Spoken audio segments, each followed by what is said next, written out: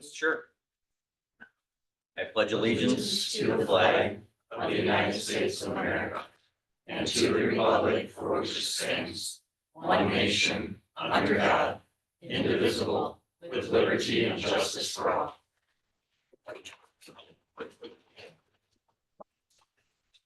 Okay, let the record show that Mr. Miller, Mr. Downer are absent, all other board members are present. Mr. Gordon, has public notice been given? Yes, it does.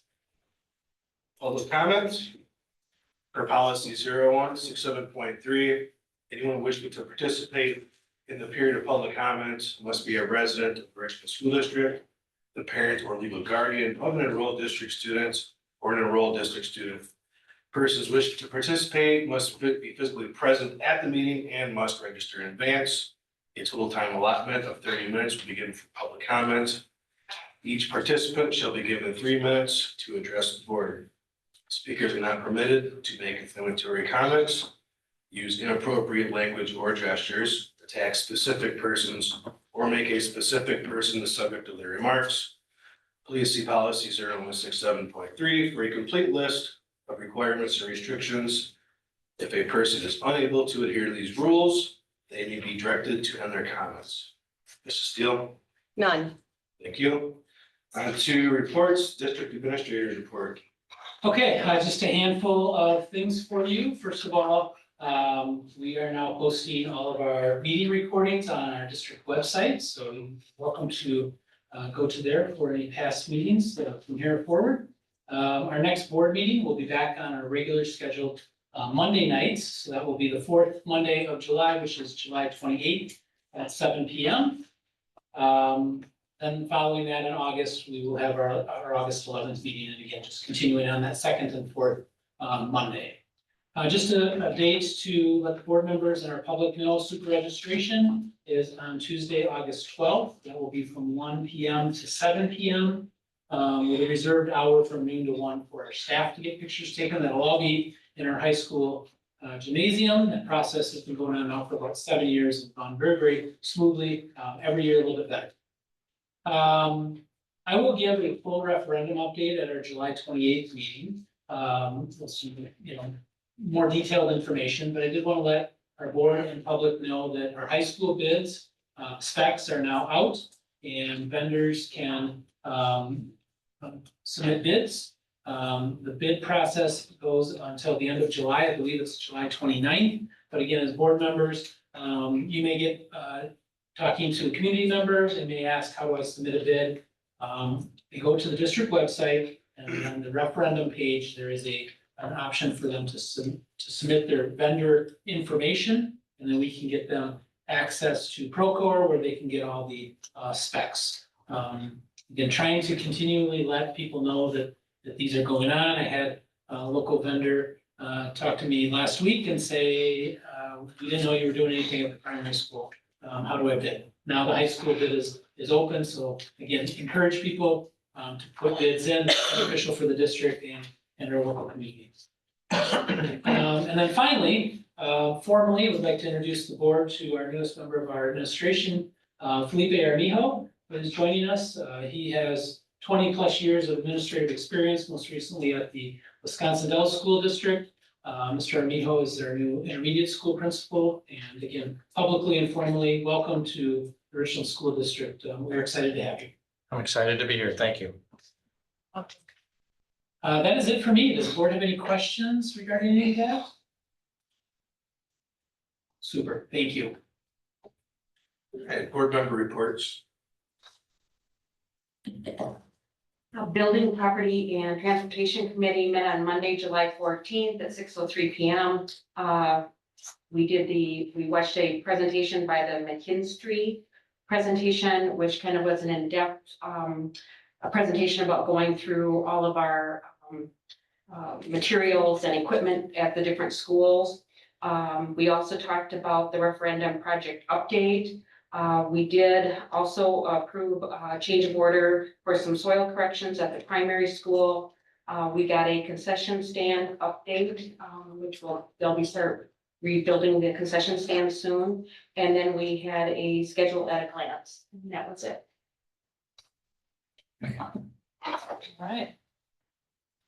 I'll give an update here on the Curriculum Assessment and Public Relations Committee. We met on Monday, July 14th at 7 o'clock. We had 3 agenda items. The first one was the Achievement Gap Reduction Report. We reviewed the report and the data, and that full report will be brought to the full board here in August. The second thing we talked about were the goals and priorities, the goals as listed from last year. We're going to ask those goals to remain the same in such a way where we're asking you to use the data to inform next steps on those goals. So we'll be waiting, of course, until the third Friday count to get that data, but in the meantime, be working on what might be the next step related to the 4 goals that the board set last year. And then we reviewed the schedule at a glance, and that's all we did. The Personnel Negotiations Committee met on Monday at 6 o'clock as well. Went over the 2025-26 budget drafts, update on that. Numbers are coming into better focus. There's still some things that are a little bit of a question, but we're getting a lot better information to be able to have more solid numbers on what that's really going to look like. We did review one job description that was for the behavioral board certified behavior analyst. That will be coming forward soon. And then Amber Bingham presented the exit and interview summary, and that will be presented in August. But it's scheduled at a glance, which there's not a whole lot coming up that's different than previous years.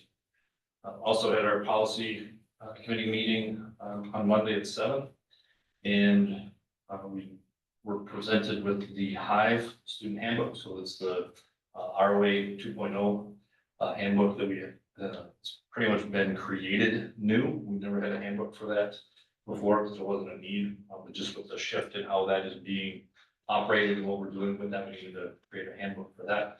That'll be presented, I believe, on the 28th. If I remember correctly. That's correct. And then schedule at a glance.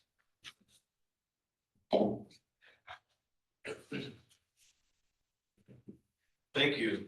Student council report? Okay, we have Mr. Dadun and Mr. Culver here tonight.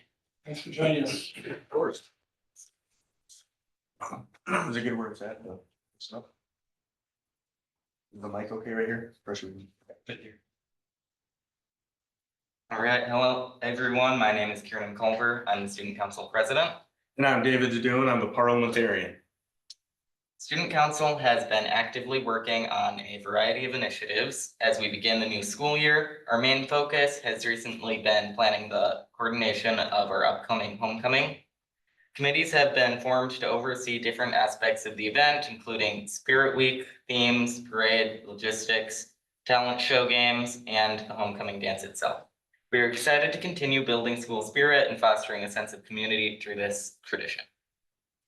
One of our key milestones this month was the selection of our homecoming grand marshal.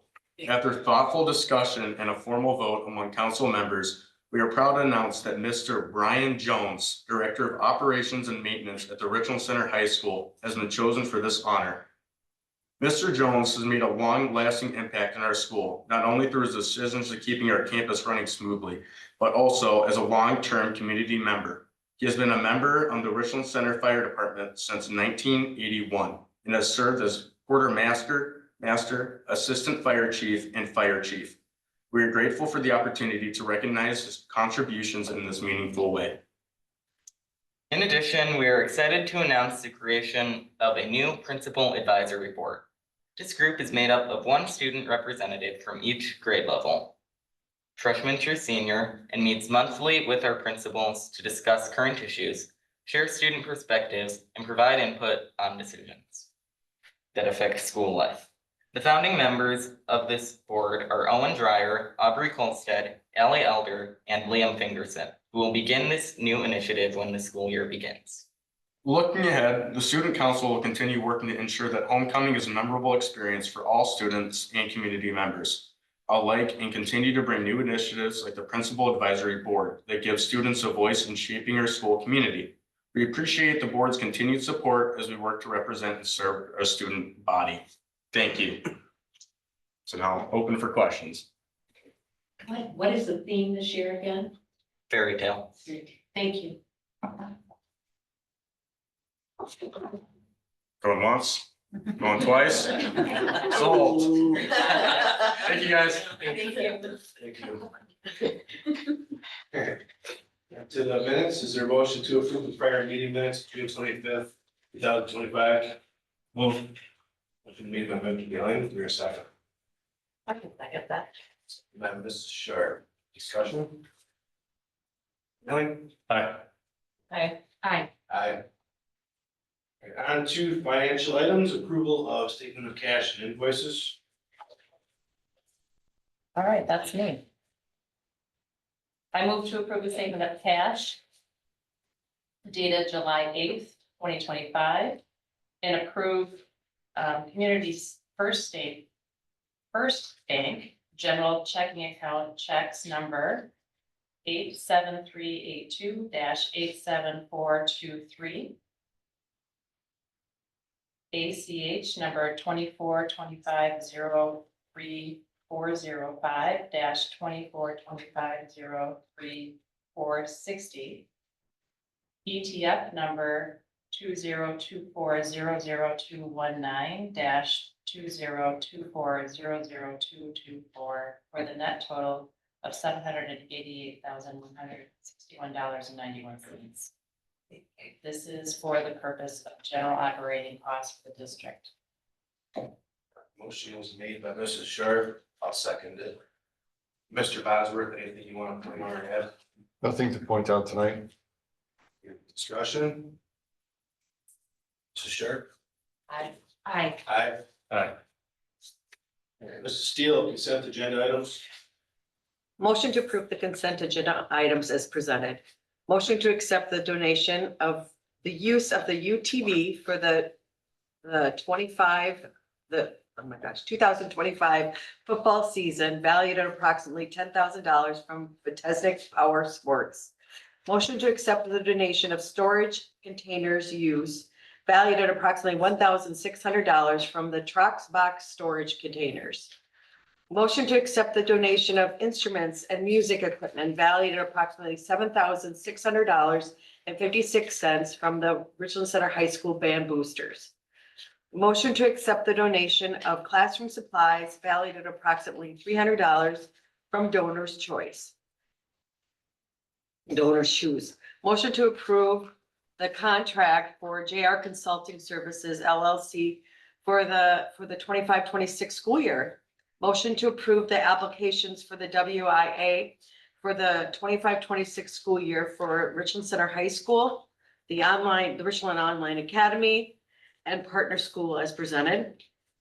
Motion to approve the Hive contract as presented. Motion to approve the hiring of Michael Schwitzenberg as an intellectual disability special education teacher for the 25-26 school year. Motion to approve the student academic standards as presented. Motion to approve the organizations below to be sanctioned for the 25-26 school year as presented. And motion to approve 4 open enrollment in applications and 3 open enrollment out for the 25-26 school year as presented. And that is it. Thank you. Is there a motion to approve consent agenda items as presented? I'll make that motion. Motion made by Ms. Troxel, is there a second? Second. Second, Mr. Manley. Discussion? Ms. Troxel? Aye. Aye. Aye. Aye. On behalf of the Board of Education, I would like to thank Box Storage Solutions, our CHS band boosters, and Donors Choose for their generous donations. And also on behalf of the board, want to welcome our new staff member who will be joining the Hornet family. We're excited to have you.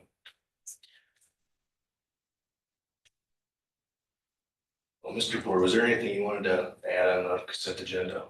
No, it's fine. Okay. All right, is there a motion then to approve the modified agenda? So move. Motion made by Mr. Bailey. Is there a second? A second. Second by Mr. Sharp. Discussion? Aye. Aye. Aye. Aye. Alright, on to information and discussion items, district vacancies and appointments. Okay, so you can see the 6 vacancies that we have to start the 25-26 school year. One of those has been eliminated since we just approved the hiring of the special education teacher. We have an alternative education teacher at the intermediate school, which we are going through the interview process that is happening tomorrow. We are also posting for one of our day custodians at the intermediate school. That application period just closed, so we're reviewing the applicants and then the interview process will start. And then we've got 3 positions that will be closing on July 20th. That's our Director of Maintenance and Operations, our Drug-Free Communities Project Coordinator, and our STING After-School Program Coordinator. And those 3 positions are currently open until the 20th. Otherwise, you're certified, admin, exempt, non-exempt, things that have already been hired are on the left side of the table below, and your support staff and co-curricular on the right side of the table. Any questions from the board? Thank you. Fourth quarter disciplinary report. Okay, so this is the end of the year discipline report. The board sees a discipline report each quarter. You'll see in the memo itself, the breakdown of the number of occurrences. An occurrence is 1 disciplinary referral by a student, and then the unique number of students that make up those occurrences. So 1 student can have multiple occurrences, so that's why the number of students would be less than the actual occurrences. Then the total offenses are in the chart below, with quarter 4 being on the far right, and then the 24-25 being in yellow across the board. Then there are a couple of attachments which show the raw data as well as the charts.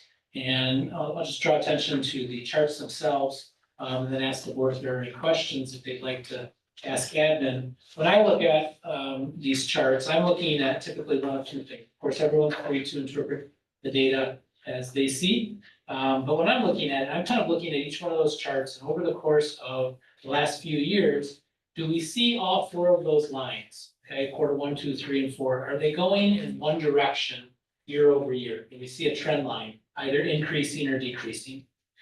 For example, if you look at the physical assault, there's a clear decline, right? All 4 of those lines over time are declining. That's showing that offense is decreasing over time.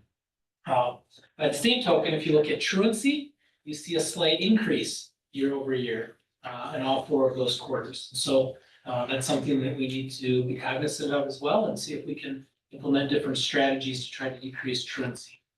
The other thing that I'm looking at is there, most specifically in the 24-25 data, is there a significant gap between the blue line, quarter 4, and the others, okay, which would indicate that, something has happened in quarter 4, right? For example, if you look at the verbal confrontation chart, you'll see that in the last 3 years, quarters 3 and 4 have been higher. This year, quarter 4 is significantly lower, indicating that, maybe we did something different, and perhaps some of the strategies are working to decrease that. And so that's something that we'll begin paying close attention to. Another example of a similar phenomenon might be the defiance of authority, seeing a decrease in quarter 4 than the other quarters. So again, admin, as you've implemented different strategies, things that you're doing in those particular areas of quarter 4, the data shows that that's working, and so we want to carry those over to the next school. Those are just a couple of the things that I noted as I was looking at the data. But again, happy to answer any questions from the board. And again, our administration's here as well.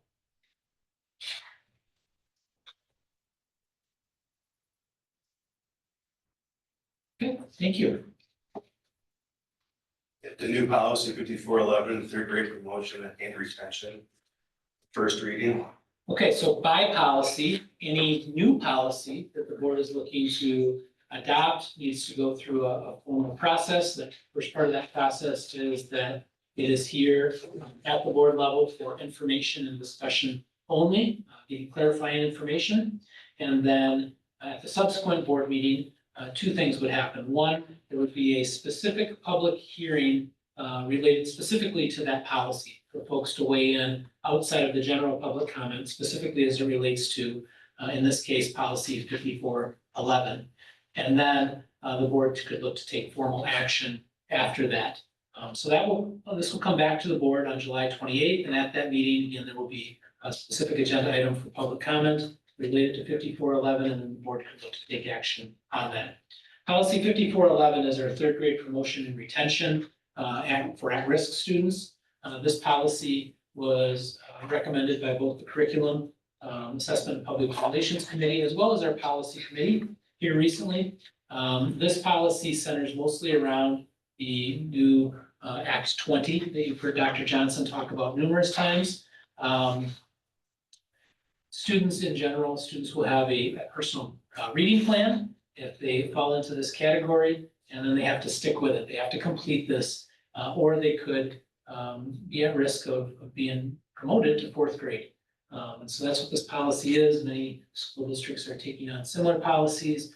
This is something that's been recommended by Neola, and again, vetted through those committees. So Dr. Johnson isn't here tonight, but I'm happy to try to answer any questions regarding the policy if the board has those. And if I can't answer them, we'll certainly get those answers for you and bring them back at the next board meeting. But again, this is just on for information tonight. Curriculum and or policy, if you have anything to add, it's presented at your committees.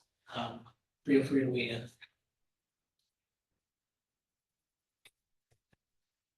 Questions? Okay, again, that'll be back on the 28th then for action, as well as an opportunity for the public to weigh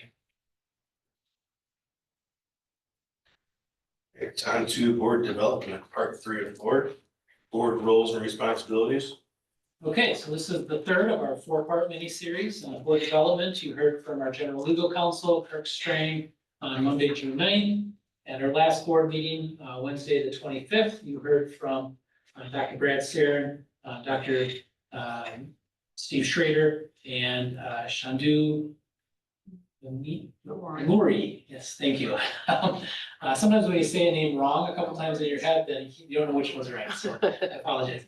Those folks are back here again tonight to take on kind of the second part of their series on board roles and responsibilities and what that looks like. The table here, again, welcome. Brad and Chandu and Steve are from the Sun Prairie School District. And I think I'm just gonna turn it right back over to the three of you. If we need some tech help, we've got our tech expert, Trey Stoltz here.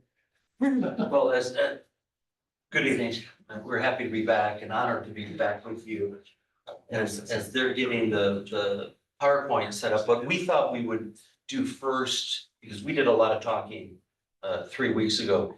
What we'd like to do is just open it up. You've had a couple of weeks to think about our discussion last time. Just thoughts, observations, questions. We did receive some feedback to get into a little more detail in terms of how do you actually operate as a board at the policy level, which we're happy to talk more about. But Mr. President, if it's okay with you, we'll just open it up first for questions and discussions, and we've got a PowerPoint if we need it, and if not, that's okay too. Absolutely.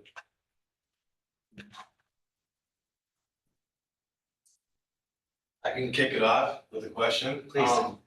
So one of the questions I have, and I know I talked about it briefly after the last meeting. And one of the things I'm curious is, as we move into a different type of board governance model, strategic planning and all these other great things, and also goal development and such, one of the things I'm really interested in, actually two things, is what on our agenda tonight would typically never go to an agenda in the Sun Prairie School District? That'd be question number one. And actually, you can go ahead and answer that if you want. I can take a stab at this question. We can take a stab at this question. So I think we all know, like, everybody's agenda is different from month to month. Ours is different too, depending on, which presentations you've got coming up.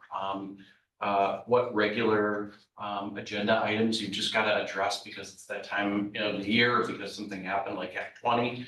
But as I was taking a look at that, between just an open administrative report, we would normally do that report in a looking back, looking forward. It's just our way weekly of updating the board on just specific things that we need to update the board on.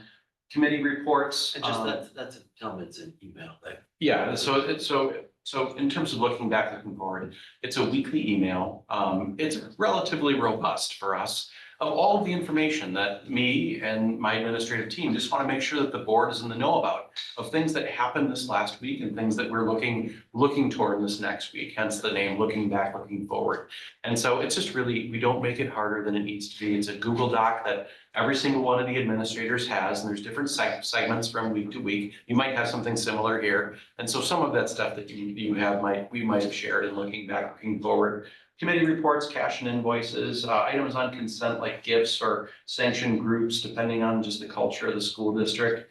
The appointments that you had, which generally we have under personnel. Disciplinary reports, which the board monitors in our school district, but it monitors as a part of an operational expectation, a proactive expectation that the board has expressed to the administrative team, and then they actually monitor it annually. The hearings on policy development or some of the action items, I would say probably about 45% of the board agenda items we would just cope with in a different way. And the intent there is to really focus, for the board to have enough white space on its calendar to focus on its most important goals. And that's where it all starts. When the board understands what its most important goals are, and that's informed by community feedback, then you're just going to want to have time to be able to talk about, focus on, process, better understand the strategies around those most important goals. And Steve often talks about the idea of how does a board exert power? How does the board exert its authority as elected officials in that way? And so is it really about things like, a personnel thing, or is the power really understanding what your community expects and then proactively telling the administrative team, here are our expectations. We are going to hold you accountable to make progress toward those. And we're going to monitor it on a cycle. And we're looking toward continuous improvement. And so that's really sort of where the board can really shift the system, and the tone from the top is really focused on kids, which is why we're all here and why this organization exists, rather than all of the other things that end up sort of hijacking a board agenda. So that's my answer for that. I don't know if anyone else has anything to add. The only thing I would add is, since we don't have committees, like committee reports from board members would not, unless it's a board created committee, like a boundary task force or something that the board has kept that decision-making to them in an operational expectation, we wouldn't get any committee reports from board members. That's it usually generally administrative work. I think that's probably the main things. And if I could just say, that concept is really one of the timeless principles of just best practice in governance that spans across any model that you would have. And that's the principle of the board develops committees for the board's work, not the administration's work. And so when the board develops a committee, it's really for the board to better understand what are community expectations, or is there a matter that the board has reserved for its action? Like for us, the board has reserved as a matter reserved for board action. Of course, anything that has to do with modifying or constructing buildings at all. It has reserved as a matter reserved for board action, all benefit packages and all compensation. And so when the board develops a committee, it's really to help the board do its work, which it is reserved as matters reserved for board action. Because and so the principle there is that it really confuses your capacity to be able to hold people accountable. So like we talked about this last time, if you're saying like, we have a pretty significant goal around literacy, and you and your administrative team, we expect you to develop the strategies necessary to make progress toward this goal. But if you and a Mother May I loop have to come back to the board and say, well, will you please approve the strategy? Well, then whose responsibility is that? It's really the board's. And so you really want to be able to, as much as possible, keep those lanes coherent in order to help the board exert accountability when you have to, especially when you see a trend line going. Sorry, I know. Not much to add, with the exception of looking at like, we talked about this last time, there's a difference between the board leading and the board managing. You hire very competent administrators to actually run the day-to-day operations of the school district. Thus, we would say in our model, we're not saying this is right for you, by the way. And so we're not here lecturing, we're just saying how we do it. We don't have a property committee, we don't have a curriculum committee, we don't have a finance committee. That's Steve's responsibility, because that falls under the managing and the day-to-day operations of the school district.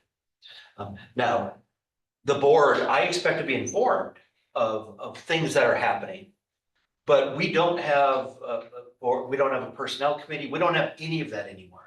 A couple of committees, Brett already said that we had boundaries because the board has decided in some priority that the board will have the final say on boundaries.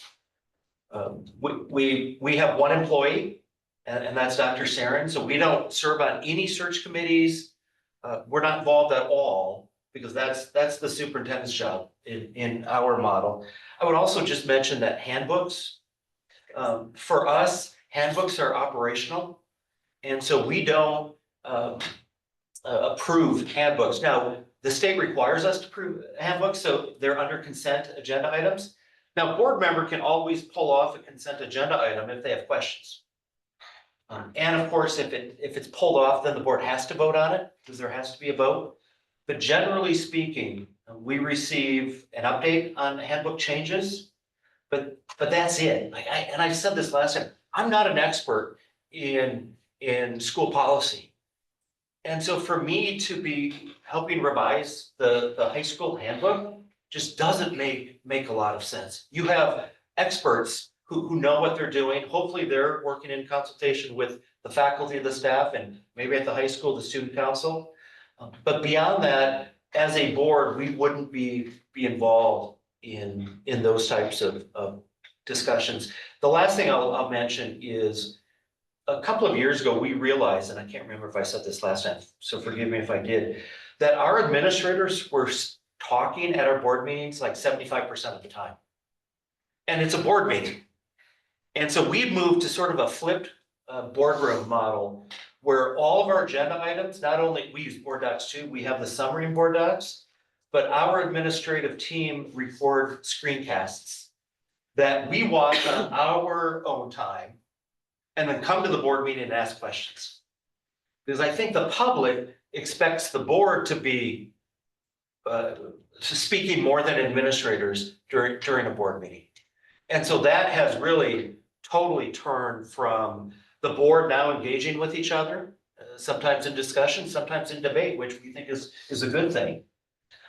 But those screencasts and that flipped model has been a good move for our school district. It puts more work on the administrators because you're now, instead of giving your report here, you're recording it. And it means that the board members have to do the homework outside of the board meeting. But it has made for much more robust conversation. I ask a follow-up. So we don't have administrative reports per se during the summer, but we do use that. We've taken that mentality on for our reports. Are you also saying that our stuff that is typically under, like we have under information and discussion, that because that's information, that those would also be pre-recorded and in advance, and then that would just allow the board to talk about them? It depends. Most of our consent agenda items really don't provide screencasts for, unless there's something that just as I sit down with the board president, vice president, and we determine like, this could be an issue where, board members have questions, even though it's a consent agenda item. And also strategically, we want the community to know it. Then we can always provide a screencast. The beautiful thing about those screencasts, I think we said this last time too, is we can reuse them. We can like send them to staff. We can embed them on a web page. We can send them to a parent that has got a question and they just didn't happen to watch the screencast in a board meeting. That's a great question. Here, let me answer the question. And for additional information, we actually recorded a video on this. And so you can actually watch the expert that was the process lead in the district, actually, explain what their rationale is behind the decision or whatever the agenda item is. Yeah, we just did that Monday for an agenda item just a couple of days ago. The thing I would just add too with operating at the policy level, and Brett always says this, the board controls the throttle. So in our district, we don't approve handbooks officially. If the Richland School Board decided, you know what, we want to approve handbooks, the board has the final say on what you keep and what you delegate to the superintendent. And it just depends on what the wishes of the current board are. But we found ourselves talking about a lot of things that really had to do with managing of the school district and not leading the school district. And remember, none of this is really about agenda items. It's really about leadership and goals.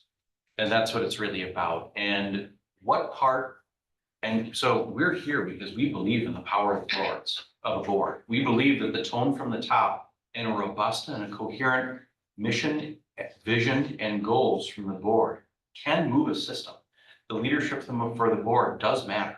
And so when a board is engaged with its community, understands what community expectations are proactively laying out the goals for the system, and then being present to monitor for those goals and empower the administrative team to be able to develop the strategies necessary to get there, that will have a positive effect.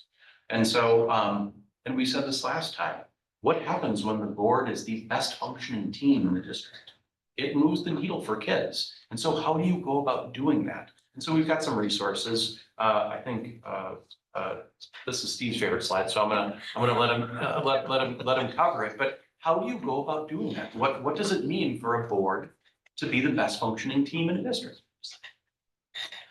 And we're not gonna read these, you can look through them. I would just add that if we have so many items under consent, what do we do during our board meetings? That would be a question that I would be thinking of. We spend the bulk of our time monitoring. So we have student result policies. So Brad knows exactly what the board expects in terms of literacy, numeracy, and student personal development, social emotional learning. And then we have a list of operational expectations. So we have in HR, a list of policies around human resources. Some of those are things like we expect our employees to get paid on time. We expect the district to have the proper workman's compensation insurance. We expect our employees to be treated fairly and with dignity and with respect. I'm giving just some examples. Then what we do on an annual basis is the superintendent brings forward, well, in this case, Brad and the HR director would bring forward the proof that you're meeting the expectations of the board, which again are really the expectations of the community. And so our meetings are spent really doing monitoring. There's at least one monitoring report for every board meeting. In most board meetings, we have multiple, because we have a lot of policies. But what we don't do is micromanage the superintendent in terms of, in your case, how he does his job. We define the parameter. If there's sort of a sandbox, if you will, these are the boundaries of the sandbox. As long as you're within the parameter of that sandbox, you're good to go. If you're going to step outside of that, you need permission from the board. But beyond that, we hired, in your case, Mr. Board, to lead the school district. And he's the expert in running school districts. I'm not. So that's how we spend a good chunk of our meetings. Just to go back to this, Brad and I came up with this a couple of years ago. What do board members really do? First, and we think most importantly, they engage with their community. Because the four of you are nothing more than the trustee for 5, 6, 7, 8,000 people, however many are in the school district. You're their voice. And in order to be your voice, you need a connection with them. So you have a sense of what it is they expect of you. We believe that the boards employ best governance practices. They empower their superintendent. They evaluate their own performance. I think we mentioned last time that we go through an annual review process every year. So boards are very good at pointing the finger outward to talk about what's wrong within the system. They're not nearly as good at pointing the finger inward and looking in the mirror and determining, A, what can I do better as a board member? And B, collectively, what can we be doing as a board to support our administrative team, to support our faculty and staff, and most importantly, support the students. We believe that board members should encourage and role model a culture, and you can read what we believe up there. We believe that boards should expect and then monitor for results. Because at the end of the day, this is about moving the needle for kiddos, whether it's literacy, numeracy, or social and emotional learning. Now, there's lots of other things that you can measure, but you can't measure everything. So we decided as a board that those are the 3 topics that we're going to measure. And we get reports throughout the year on how we're doing in those 3 areas. Lastly, ensure that the focus is on student results. At the end of the day, that's why you're all here, is for students. And because I've been a board member for 14 years, we're very good about talking about everything except student results. At least in Sun Prairie, we're very good at not talking about student results. And the reality is the assessment of student learning is not easy. And it's hard for many people, I think, to grasp whether they're standardized test scores or whatever metrics you're using. So we hope that that's helpful in terms of what we believe board members are best at, should they dedicate their time to focusing on these 7 needs. I'd add one more thing. And it's likely that administrators are getting sense for this as we talk. There's a Faustian handshake in here for administration.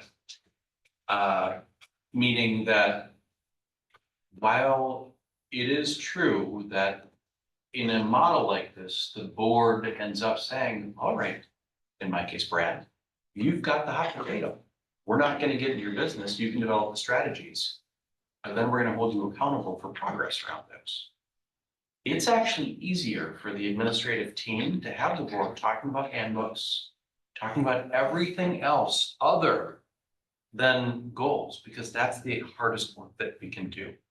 And so that's like the give and take of this, is that in a scenario where the board has taken the time to understand community feedback, has developed a coherent set of goals, and then has turned to the administrative team to say, like, hey, we believe in you. We believe that you guys can develop strategies necessary to make progress toward these goals. And we understand there's going to be peaks and valleys and a sawtooth pattern, because there is everywhere. But generally speaking, we'd like to see trend lines here. Please help us understand our current state. Please help us understand the strategies to develop. And then let's come back in a little bit and let's talk about their progress from there. That's a great conversation, but that conversation is harder than when board members are talking about other things that are unrelated to student results. So one of the things that we've been working really hard on is the transparency within the community. There's time not very long ago that there wasn't much transparency. With transitioning, if we would decide to transition away from committees and those types of reports and some of the things that we share at our board meetings, how do you communicate that? How do you make sure that there's trust? Because we're working really hard to regain and rebuild trust in our community. And I don't want the perception all of a sudden be, oh, hey, they're not sharing information with us anymore. It's a great question. We have moved back to sending hard copies of our publications to mailboxes. Now, we also get criticized for doing that because we're spending money on doing that. We've got 50,000 residents in the Sun Prairie Area School District. But Brad, how many do you send? 3 full pieces? So, yeah, we send, it's four. We send an annual back to school newsletter. And we send it, and it's actually cheaper to send it to every mailbox. Postage is so cheap when you hit every mailbox. Thank you. When you hit every mailbox, but it's also such a good reminder for every single resident that you're gonna see kids walking and you're gonna see buses out, and be aware of those things. And here's some things that we're doing this school year that are exciting for kids and families. And so even though for some of your population, it just doesn't apply because it's back to school newsletter, we get a ton of good feedback on that. So we do that one. We do an annual calendar with FAQs and sort of like really neat things that we want to like feature as far as facts go. And that is our most popular, especially with people that don't have kids in school, because every year they get it in their mailbox, they take the old one down and they put up the new calendar, and that's what they use for their like family calendar. The board has us do an annual report to the community, so the entire community knows the return on the investment of tax dollars. And we not only include positive data, but we also include 2 full pages of data where we came up short, and we're targeting these areas for continued improvement. We can share some of the stuff with you if you ever want it. And then the last one is we do a February newsletter, and that just is so 4 times we send it to our community. And because mail routes don't follow your attendance boundaries, you end up having to slightly like, pad is the wrong word, but you just got to make sure that every resident within your attendance boundaries gets the publication. But what that means also is that as that mail route sort of like pops out of the Sunbury attendance boundary and into tourists, they get our stuff too. And so it sometimes is nice for just those neighborhoods that are just outside of our attendance boundaries. But still on that mail route to get some of that information, because all of those neighborhoods have kids too. And so yeah, we end up sending it out. Like Steve said, we get, and it's a sign of times right now. If I talk to, and this is my 19th year as a superintendent, and so if I talk to 15 of my close colleagues across the state of Wisconsin, every single one of them is talking about viral issues on social media. Every single one of them is talking about their communities accusing the board or the administrative team for lack of transparency. Every single one of them is talking about people that are looking to drive people apart for whatever purpose they have. And so there is a sign of the times right now for that. Just for that question. Go ahead. Well, and we said this last time again, but 70% or so of your residents don't have kids currently in your schools, but they're writing the check every December. So they have a right also to know what's happening within the school district. A couple of things that we do at the board level, Scott, is we have liaisonships. So we have 15 schools. So we have boards serve as liaisons to each of those schools. We also have board liaisons to, and that's the school, but also the PTA, or we call them SEOs, but whatever concept you have here. So for my schools, I tried to go to each PTA meeting at least once a semester to just meet with the parents there, answer any questions they might have. We also liaise to the Chamber of Commerce, to the Booster Club, to the city. When I was the city of Sunbury, when I was board president, Dr. Sarin and I met with the mayor, the city council president, and the city administrator quarterly, just to keep that communication strong. So we have a whole list, and we'll, if we haven't yet, Steve, we'll share it with you and Aaron, just to give you a sense of where we go out in the community to answer questions. And that's beyond going to the high school football games and just trying to be around to have a presence. I mean, that's what the board does, but then Brad and his team, Brad has coffee with the police chief once a month, just to keep that relationship between strong. And often people in the community don't separate whether is this a board liaisonship or we're operating as one team, as a district.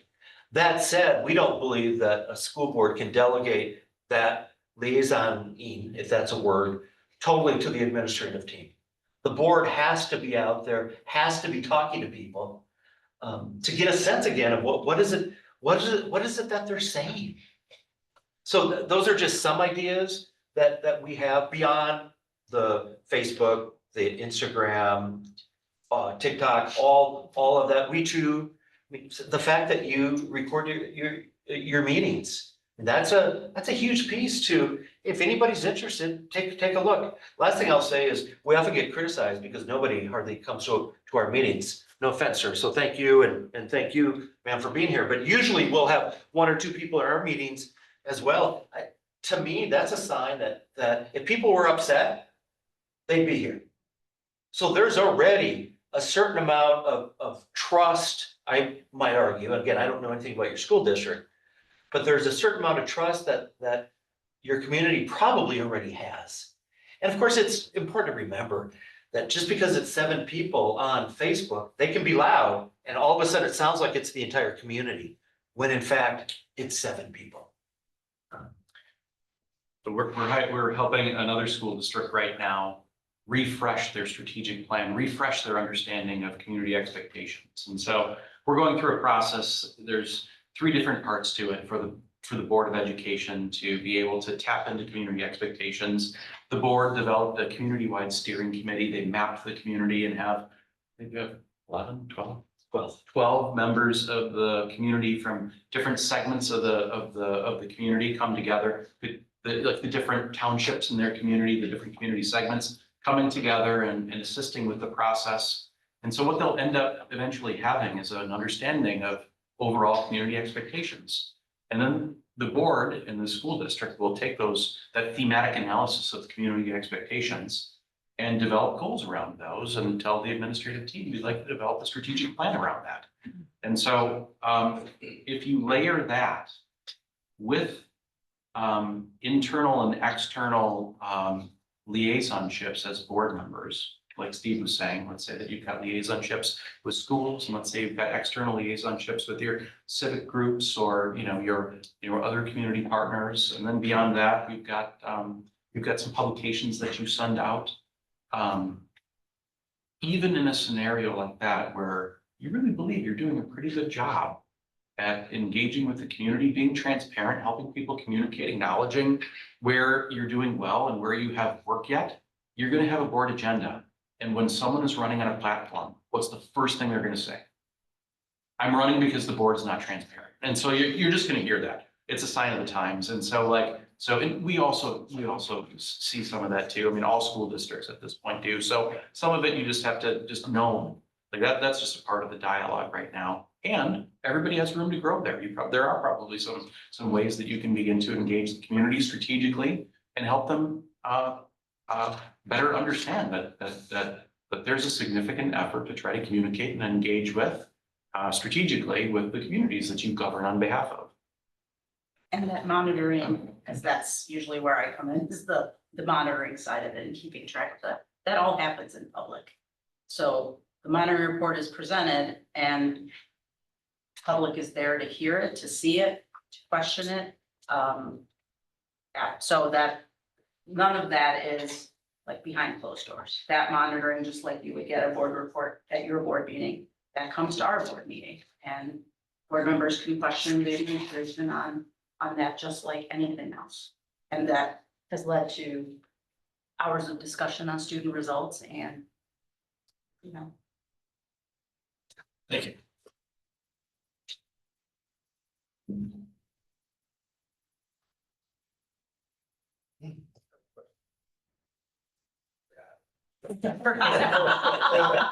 Yeah, that happens. I didn't forget, that when we talked about, I'm really excited about this strategic planning. What I do in my professional career is a lot of long-term planning, engaging different people, different stakeholders. So that's really, I'm really interested in learning more about that. And after the last meeting, Steve and I had talked some, and it's like, we've done a really good job adopting more of a policy type of governance model, getting out of that area, great, like I talked about last time, trying to keep everybody accountable, especially on the board, you hold yourself accountable, you hold each other accountable. live in that world of black and white in the policy, right? But the one thing that really struck me was we say that we do a good job of not micromanaging the day-to-day. But it feels like with our agendas, it feels like with our policies, to your point, what you said the last time, and also what you reiterated tonight as well, is we don't know the day-to-day, we don't manage the day-to-day like that, we're not the experts in these things, so while we look at each other and say, we've done a great job, not micromanaging, we really, we are, just at a different capacity. It's a capacity that we kind of inherited, because that's the way it's always been. I'm really looking forward to learning more about how we can focus more on that strategic planning and engagement with the community, goal setting, and like we all know, we have what really Steve is, he's our guy, right? Like that's who the board really communicates the most with and holds accountable. So with that, and this is, I guarantee you won't have an answer that'll fit tonight's profile, but your time, but is it really difficult to not like move away from the committees? Like, is it a really time consuming process? Are there certain things that our policies have to be revised or legal things we have to work around? Like, how do we begin the journey to not micromanage that day to day and start slowly getting rid of the policies or the committees, so we can start, focusing more of our time, like you guys are doing governance meetings, which I think is great, but we've already got a lot of meetings, so the more we can current state move off of and then adopt something else that has more value add to us in the community, the better. So, and that's kind of a long.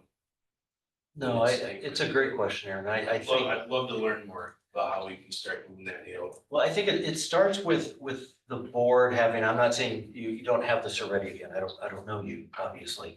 But it starts with a paradigm shift. And it starts with thinking about our role as a board differently and the service to our community differently. And what it sometimes, where the rub sometimes happens is when you're taking all of the votes like you did, like you feel like you'll leave and feel like, well, we had a lot of votes, but you feel like you've done something. When you move to leading and then holding the system accountable through the superintendent, it sometimes doesn't feel like you're doing as much. Now, we would argue that you're actually doing more by doing less. But that takes some time. When you go to a property meeting or you go to a curriculum committee meeting, right, it's interesting conversations. When we were here last, you were talking about cell phones and cell phones within school. Again, for us, that's not a board decision. That's no, we expect to be informed about what Steve and his team decide, or in our case, Brad and his team decide, but we're not involved in those discussions. That's a managerial type decision. So Aaron, I think it starts with the paradigm shift, and then it took us, we started with a book study in September, and come November or December, we started writing our board policies. And there are really 4 areas. Brett, can you go to that slide? And this is a long-winded response, Aaron, but I think I'll at least attempt to answer your question. Hopefully satisfactory. I think it's further on. Later. Later, I mean, yeah. So we have 4 sets of policies that we spent about 6 or 7 months writing.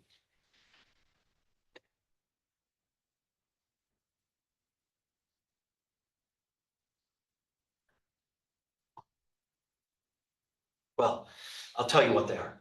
The first is called governance culture, GC policies. Those are policies on how the board operates.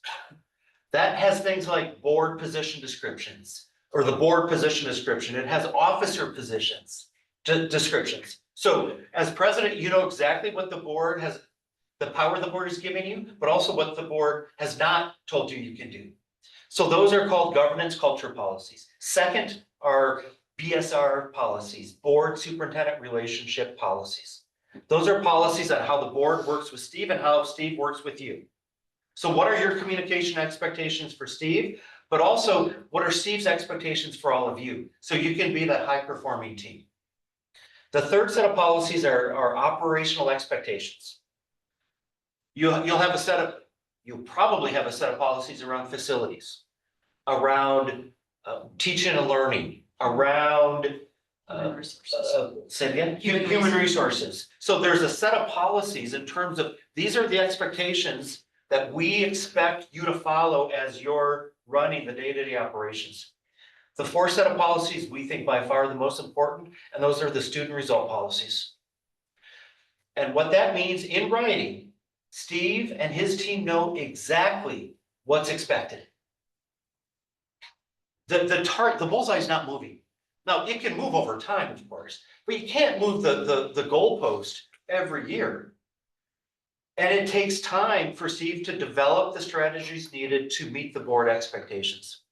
But those are the policies, Aaron, and then all of the other policies, and if you're like us, you had binders of policies, those are now all delegated to the administration, and those are administrative policies. The board no longer has really anything to do with that. Now, the caveat is any policy that the board wants to take back, they can. But most of these policies are operational in nature. And you probably don't look at them anyhow. They're already Steve's policies. So formally you take a vote and say, these are yours now. Our policies went from literally multiple 2-inch binders to probably 40 pages. That may be tops, maybe 30 pages of policies that again are in those four categories.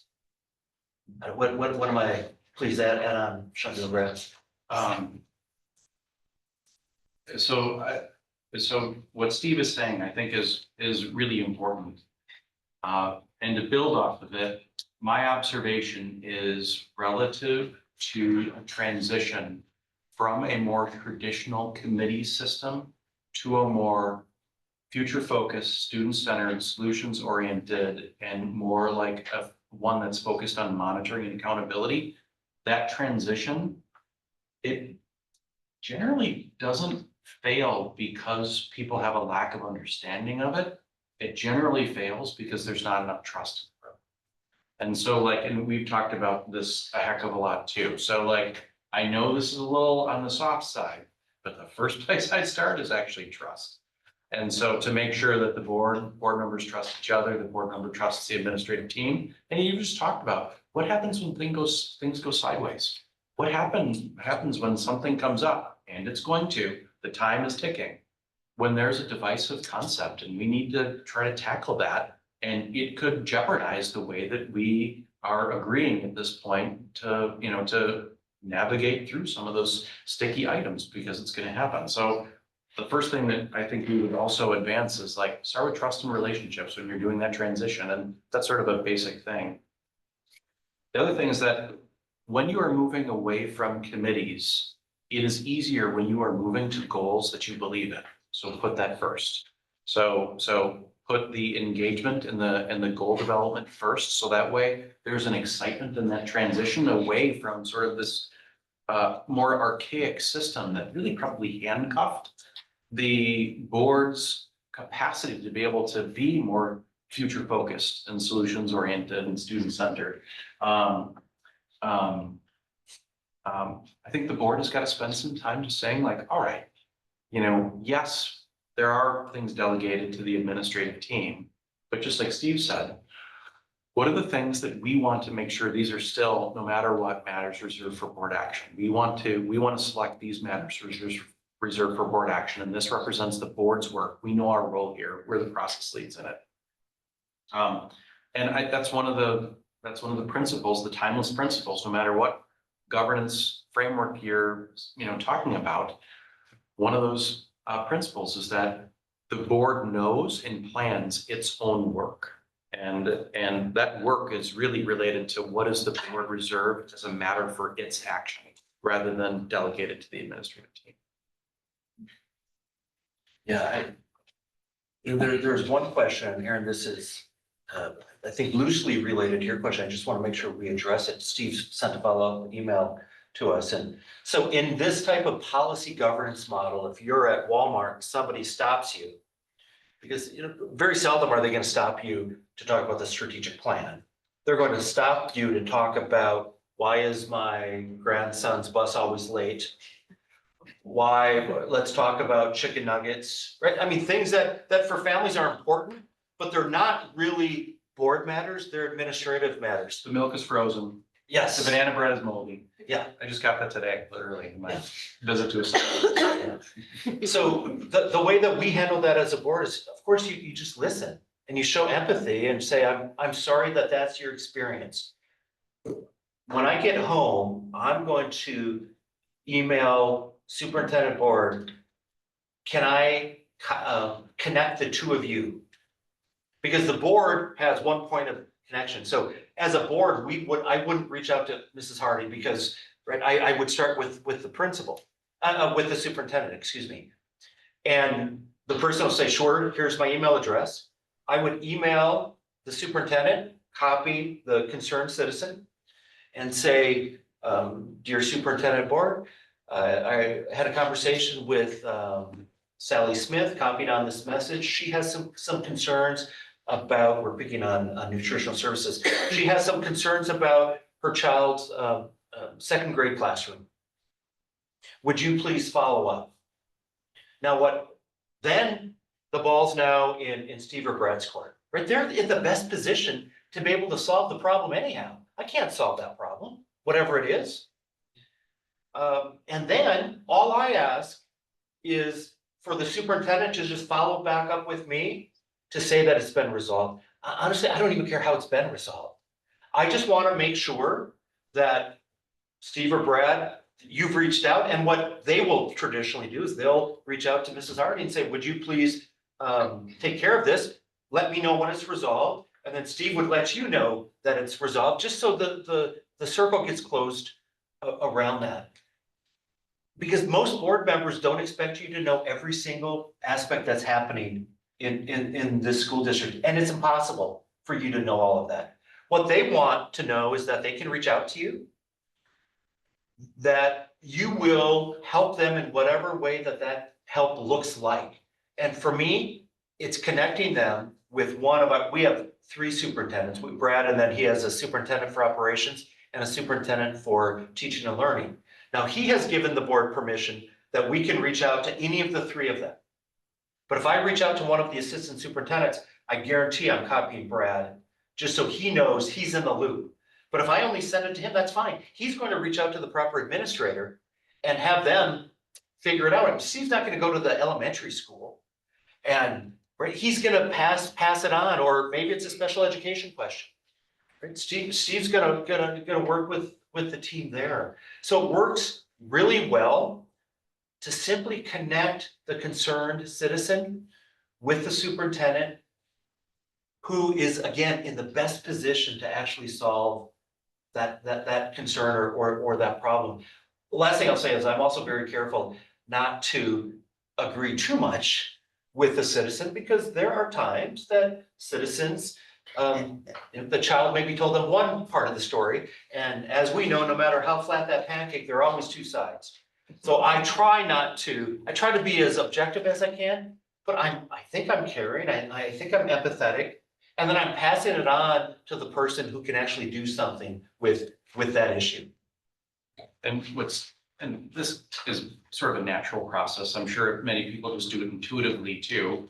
And what we did is we put it down on paper, and it's a part of our board onboarding process too. And so what Steve just described is really outlined here. I brought some copies so that way everybody can have one. I'll leave them afterward if people would like them. But we've got a protocol to say board members should acknowledge first. That's the first thing you did. Acknowledge and listen. The second thing that you should do is explain, take a moment to explain that you care about their perspective and their concern, and the best way for it to be addressed is by contacting the person that's closest to the issue through one of our staff members. The third thing is to refer. Steve went home and looped everybody in with an email. And generally give us a heads up on that. And the last thing is circle back, so that way you know that the administrative team is following up with that person. We also have some tips underneath it. Steve was getting into the end. So like, in many instances, especially for brand new board members, they want to like get their work gloves on right away and feel like they're doing something. So they'll take notes and say like, got it, I'm going to take care of this for you. And then they'll call the administrative team, and then they get hooked up in this like triangulation that's really hard. And so you really want to sort of like get out of that triangulation. So we've got tips here. So like you have to state to people that you cannot guarantee confidentiality. You have to tell people that you're obligated to notify the administrative team about complaints and concerns with specificity, because many times people want to shift the monkey to you and say, just so you know, I'm going to tell you something. And now you have to keep this a secret. I don't want you to do anything Don't do about it, We just want you to know. but I want So- you to know, that's not helpful. No. So a mark of an experienced board member is to say like, oh, hold on a second. As a board member, I'm obligated. I'm obligated to follow up. So if you tell me, that's great, but I just cannot guarantee confidentiality. So we've got a couple of tips underneath here too, but that process is it's nice to have like as a protocol on paper, especially for onboarding new board members. Can I ask a question? So does your board meet then twice monthly? 3 times monthly, but then you have no committee meetings. Okay, then the board, as a board member, so we don't have the committee meetings, let's say. So then somebody says, hey, you know what, I'll go meet with Chamber of Commerce, I'll go to the Booster Club. Everybody kind of splits up and takes a certain sector to communicate with the community. Mhm. Am I understanding that correctly, is how you do it? Yep. Okay. And then Sheila, we would come back then to the board meeting. We've tried different ways. And I'm not sure we solidified around the best way. But what's most important in that process is for the board, for that board member as a representative of the full board to then to be able to go back and report. Here's what's happening at the chamber. Here's what's happening at the Boys and Girls Club. Here's what's happening with city government. We're not great at that. Because it's not just Steve going to the Chamber of Commerce. I mean, nobody cares about that. It's Steve conveying information about the school district and what's happening because they're interested. But then Steve bringing information back from the chamber to the rest of the board and to Dr. Sarin. And again, we're not great at that. That's a work in progress. But that's where we're spending our time. And there are times, a couple of years ago, the board established a bullying and behavior task force. But it was to do board work. We will be looking at boundaries to the chagrin of most people, but it's time. The board has said that it will determine the boundaries. So there will be some task force established. That is a board task force. Well, that doesn't mean that Steve or Brett aren't there. Of course they're there. And our assistant superintendents are there. Our coordinator of busing is there, for example. So they're there, they're in the meetings, but it's a board task force. And as Brad said, the superintendent establishes committees to do, in our cases, his work, their work. The board establishes committees and task forces to do their work. In some query, Brad alluded to this as well. The board decides the benefit structure and the pay structure. I don't mean the individual pay, but are we going to have steps and lanes? Are we going to do raises based on CPIU and professional development? That's a board decision because we've decided that we will make that decision. Now, is there HR director and assistant superintendent of operations involved? Of course, but we can't do that without them. That said, that is a matter reserved for board action. So we have committee meetings on that. Sheila, for example, I was the liaison, I was the liaison to our insurance committee, the health insurance committee. We met monthly. So that was 2 hours right there that I was in. We have 4 employee work groups. and I was one of the two board members who were the liaisons to those groups. That's 4 hours a month because they meet for an hour a month. So it's not like there's not work for the board to be doing. It's a different type of work that we're doing and spending our time differently than maybe we had in the past. Okay, thank you. Just to build off of what Steve was saying regarding the liaisonship. So one of the practices that we found that's really helpful is at the end of each board meeting, the administrative team will offer, but the board can modify, and then the board eventually approves talking points from the board meeting. And so the administrative team will say, all right, we covered these agenda items. Here are some general talking points that we think any community member would want to know. And that's not every agenda item because some are pretty self-explanatory, but especially some of the complex ones, we'll put 3 or 4 talking points down there. And we offer them to the board and the board will look at them and they can modify those key talking points. But then the board approves those talking points. We call them keywords at key times. So if you see KWKT, it's just our talking points. So when the board actually goes out to the Lions Club or goes out to a liaisonship, they have an approved set of talking points to speak from. And that's really helpful. What it also means, however, is that when a board member goes off script and they're not talking about those talking points, they're not talking about it as a board member anymore. They're talking about it as a citizen. Because those are board approved talking points. And so and right now, I mean, by all indicators, you guys have a great team of board members and you're developing and you're coming around a set of like, I think a set of directions that are, I think, really going to be positive. And sometimes you end up with a couple of rogue personalities that are hard to cope with. And so one of the mechanisms that you can utilize in order to try to differentiate between, are you talking as a board member? If you're talking as a board member, these are the talking points that we all approved. If you're going off of those talking points, you're not really talking about it as a board member, you're talking as a citizen. And so it just helps you sort of navigate some of those, situations that, sometimes arise. I passed the microphone to Shanu because I'm talking too much, but I need it back for a second, so forgive me in advance. I know, Shanu's like, I'm putting. I was these gonna next say, to each what he other. said. Jeez, shut up, you two. We get that a lot. Yeah. But the piece I just lost my train of thought after all that. See what you did to me? It'll come back to me, but it was something that you had said that had got me. What did you just say? Brad? Just the keywords, key times. Yeah, I know. So in our governance culture policies, we have a policy that says that regardless of what side of the vote that you're on, as a board member, you won't talk bad about the side that you weren't on, if that makes sense. So after a board makes a decision, the board coalesces around that decision, whether you voted for it or whether you didn't. So it's just an example, Sheila, of we have that in policy, that's an expectation of our board. So when I was talking about those governance culture policies that really relate to the board, that is a policy, and we have quite a few policies that are similar to that.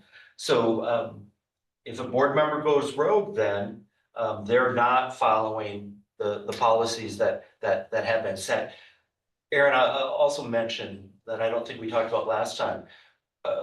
Each of our policies is reviewed reviewed once every 3 years. And so that means, because we have 3-year terms in Wisconsin, every newly elected school board member sort of has a kick at that can of each policy. We space them out throughout the 3 years. You can't do all the policies in 1 year. But 1 year we'll do operational expectations. The next year we'll do student results. And I'm not saying that this is the order, but then the 3rd year we'll do governance, culture, and board superintendent relationship policies. And so there is that continuous improvement mindset on board policies that we continue to modify and to try to make better. The caveat with that is, again, you don't want to take your student result policies and be changing them all the time. Because then what Steve's going to be doing is running back and changing strategies.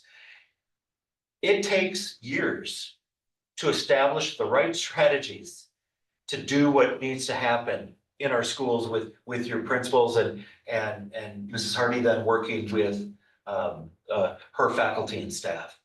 And so it takes years to do that. And it's similar to a strategic framework. Go through a strategic framework, it takes years to really start getting the data that shows whether the needle's moving or not. So it does require patience, which is part of your earlier question about what needs to happen. Another piece of advice I think, Aaron, is the patience that's required for operating under a model like this. And just like you would expect for Brad to give evaluations to his team members, the board needs to be able to self-evaluate themselves. We have a governance officer who holds other board members accountable if they've strayed from any of their governance policies. So if a board member, they will call that out, they self-evaluate themselves each year, and that's where the trust comes in. Because Brad has to feel that he has trust in being able to go to the board president or a board member and say, you moved from your lane, like, that was not appropriate. So that's why we talk about the trust relationship first, because if you don't have that, then like any system, it's not gonna work, so. And that's with anything. I mean, like we said last time, all of paper and presentations and protocols and policies, all of those things are great. But what really makes all of that stick together is relationships and trust. And so, and things fall apart because of relationships and trust too. So we always come back to, start with relationships and trust. I'm gonna piggyback off Aaron's question. So what does a general timeline look like? From a board changing its governance model to strategic planning to, and obviously it's an ongoing and continuous process, right? But what does implementation look like? So we use this model, and it looks a little complex right now. We use this model to explain how all of these different fields of study are really nested systems, and they inform the adjacent system. So if you start from the left, if the board reaches out to the community and garners community input to really understand what community expectations are, that's really sort of like a first step, because when the board, so the primary reason that a board begins to migrate to a governance model is because it understands what its goals are. It's going to be way easier to do that. And if your goals are informed by community input, that transition is going to be easier and you're just going to be excited about it. So our recommendation first is that you step into better understanding community expectations and you allow them that next step of board goals and board oversight or governance to begin to create itself, because there's meaning behind what you're creating, which are those board goals. From there, then the administrative team can get that baton handoff and begin to develop the strategic plan, and then the cascaded high confidence strategies necessary to meet the board's goals, which, like Steve said, are really the community's goals. And then once you develop those cascaded strategies of we've got a literacy goal, how does that then translate to all of the different levels of our system, including special education? How do we cascade that so that way everybody's arrows are pointed in the same direction? That takes some time. And we all know that culture eats strategy for lunch. So you have to really think about okay, so in some instances, every school district has this. You've got a new strategy, you have a staff development at the beginning of the year, and then you're going to have some educators that listen, take notes, and go to their classroom, close their door, and do exactly what they did last year. And so sometimes strategies don't work, and it's not a matter of having clarity from the board. It's not a matter of having an aligned strategic plan. It's not a matter of having the right staff development. It's a matter of the fact that there's a culture in some of the classrooms. Every school district has this, but they're just not going to change. So you need to have those other sort of sections on there, sort of strategies to support execution, professional learning communities, so teacher groups understand their impact, coaching, feedback and evaluation. So staff know, like, no, it actually, like, we're gonna help you along. You're gonna get some mentorship and coaching. Eventually, it's gonna affect your evaluation if you don't have the skill or will to actually implement the strategy. And then you can begin to report back to the community. But all of these are different nested systems that are informed by the next one. And so like Steve was just saying, in order to be able to have a scope of understanding across those systems, it just takes time. Rome wasn't built in a day. I mean, it was built, but it wasn't built in a day. So our advice would be, you really start with community input, and then you begin to make that sort of more strategic transition for board work that aligns to the expectations that you have, because they're informed by your community. I agree with all of that. Traditionally for us, strategic planning process is about a 6-month process. And I'm not saying this is what you all want, but let's say that you wanted something like by July 1 of 2026, we want a strategic framework that's developed and with the community that the board approves, and as Brad said, the board then hands the baton to the superintendent. So come July 1, Steve and his team are developing strategies to meet the expectations of the board, which again are the expectations of the community. And if you wanted to transition to a new governance model, it would be a lot. But if people are willing to roll up the sleeves and again, maybe Sheila and this isn't a critique, I promise, but spend less time in committee meetings and time together, like writing board policies, you could theoretically, and I think realistically, have a strategic plan and a new governance model in 1 year. Now, again, I'm not saying that would be easy. But I would start with, as Brad said, start with the strategic plan, input from the community, because that's going to help you write your board policies, especially your operational expectations and your student results. Because that is directly related to what does your community expect in terms of, we're at a district that we just got done working with. And one of the things that we heard was we're too focused, and this is a high achieving school district, but we're too focused on athletics. We're not focused enough on activities. So the superintendent is working with the athletic and activities director to remedy that as an example. But we heard that from the community. Now it's part of the strategic framework that could end up being an operational expectation that the board has in its policies, that it lets your superintendent know this is one of the values that we hold, and we expect you to do something around that. That's just an example. And I'm not trying to scare you at all, but again, considering we're in the middle of July, if you decided we want to go full steam ahead, I really do think that with some tenacity and focus, you could have both a year from now.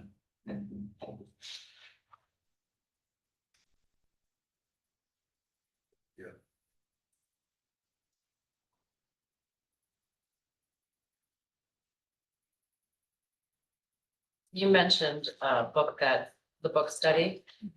Sorry, you mentioned the book study. Can you tell me the book? It's called Good Governance is a Choice. I think you should. And it's by Randy Quinn, Quinn, and Linda Dawson. They took, just geek out for 10 seconds here, on governance. John Carver in the 1970s came up with policy governance. Randy and Linda worked for John Carver and developed coherent governance, which is a version, we think a better version of Carver's original model. Joe, if you decided to wait a year or so, we will be coming out with what we call the 3.0 version of Carver's model, where Brad, Shandu, and I are in the process now of developing it was supposed to be funny. I mean, we are doing it, but I not expect you to wait a year. But we're developing our governance model. that is related to Carver and related to Randy and Linda. And we think even simplifies what Carver wrote about policy governance to make it just more user friendly. I just pulled up the book here.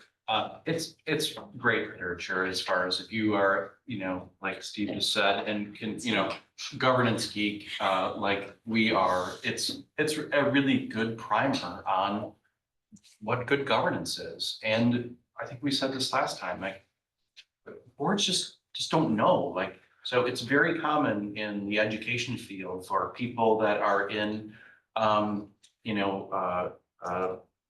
the director of curriculum instruction to all understand best practice and what literacy is right now, especially at K-1-2. And it's very common for business directors to come together and understand, like, there's a model of best practice right now about how to develop a budget and to be compliant with all of the different regulations that they have to do.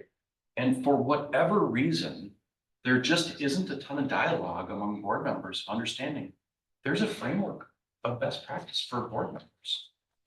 And as much as we are holding, this is the mirror part, holding yourself up to a mirror, as much as we expect teachers to do an excellent job in implementing best practice in literacy, the board should also hold itself accountable for the models of best practice and governance. And this is a great introduction to it here. There are a couple other books there also that you can jump into. No, I was just, you couldn't find the last slide, so. No, we couldn't. We didn't know. Could you just go back to the PowerPoint quickly and go to, just keep going forward, keep going. Yeah. Keep going. Let me, Oh, is that it? yeah. Oh, well, Hold that's on. probably why you can't find it. It's not there. So It's, yeah, thank go ahead, you Jill, sorry. for the book. And then my follow-up to that is, if in the way I listened to you talk about the implementation process, my mind goes to, what informed what and whom, other than maybe these authors, right, informed some of the work that you're doing? And how and what tools are you using to self-assess? You said something about the board self-assesses. Is that a homemade self-assessment? Is that a self-assessment that you took from someone and you made it your own? What does that look like? The first thing we do, Jill, is at the end of every board meeting, we have a debrief on how well that meeting went. And we fundamentally ask one question: did we spend enough time talking about students? I mean, that, at the end of the day, that's sort of, at least to us, that's the main question that we're asking ourselves. And then what we do is we look at our policies, in particular, our governance culture policies and our board superintendent relationship policies. And we created a self-evaluation based on those policies. Now I say a self-evaluation, we also asked the superintendent and his leadership collaborative, which is his cabinet and all principals and assistant principals, to also take that to give feedback to the board. We're set up a little bit differently. Our principals don't come to our board meetings unless they're presenting. I know, I'm sorry, I should probably shouldn't have said that. Smiles around the room. No, business managers and Directors. and directors of special ed, they have to be there, but we're bigger, and we have a director of elementary education and a director of secondary ed. They come to all of the meetings. But the point is, sometimes an assistant principal at an elementary school may not, frankly, even feel comfortable taking that because their interaction with the board may not be all that much.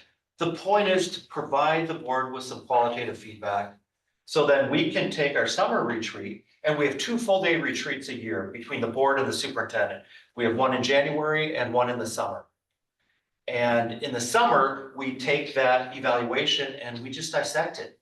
And what can we learn under the premise, and this isn't revolutionary, if the board expects the organization to continually improve, the board should be modeling that for the system. So those are a couple things, Jill, that that we end up doing. And we have, and this might be a good place to end.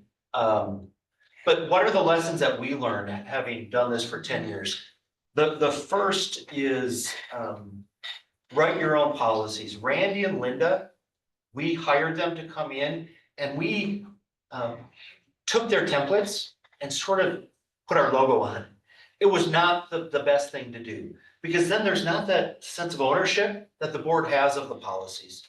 So that would be something, you can use them as examples, but we think you have to put these policies in your own words that make sense, that just makes sense to you. Randy and Linda are both retired now. They've given us permission to talk and use their model. Hence, when we're saying this, we have permission to say some of these things that we're saying. But that's the first lesson. Why don't you two just briefly talk about some of the others? You've already talked about trust, Brad. Okay. I know, he's jumping. I think these things we've already touched just along the way. Focus on monitoring and improvement, like we said. Focus as your positional authority has really been entrusted in you by the people that have elected you. And so you're really representing the electorate. And you've been entrusted to govern on behalf of is the key phrase there. I think you can hold the administrative team to have not only timely, but excellent communication. And especially in sticky times where your community wants you to focus on assigning fault and finger pointing, the first thing that you should do is begin to be inward and begin to think like, all right, what can the board do in this case to try to continue to be the best functioning team, to provide the most coherent direction, and to exemplify and model leadership in a way that will help this district navigate through sticky situations, because we care about kids enough to have the courage to do so. And so those are some of those things. I'll let you finish. And this is to the board. When people ask me what pieces of advice you have for what it's worth, the first is you have to be vulnerable, right? Channel Brene Brown and be as vulnerable as you can. And part of that means that, at least to me, I don't know how to run a school district. And I need to admit to myself that I don't know how to run a school district. But you know what? I don't need to, because we have people who know how to run schools and school districts.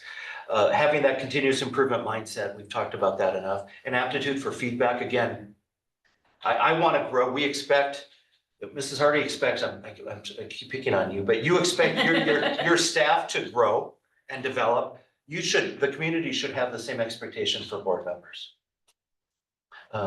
I think humility, admitting what you don't know. One of the challenges in this model is Steve, should you decide to pursue this, Steve will make decisions, I guarantee it, that you're not necessarily going to agree with.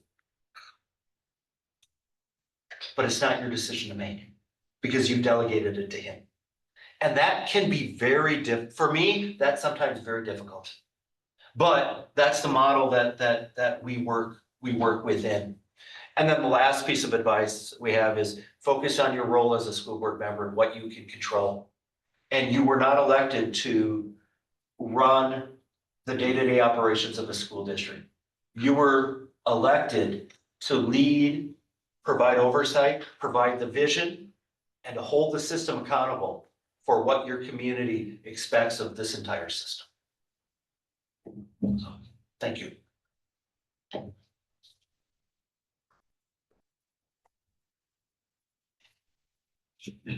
I appreciate all that. It's very good information. We'll be in touch. Thanks for inviting us. Thank you so much. Don't feel obligated to stay for the rest, but you're certainly welcome. We've already had a board meeting. They're ready this We week. just had one on Monday. Good to see you all. Yeah, and if we can help, you have our emails. Aaron has our phone number. Steve has our phone numbers. If we can help, we want to help you any way that we can. So thanks again for the invitation. Thank you. Thank you so much.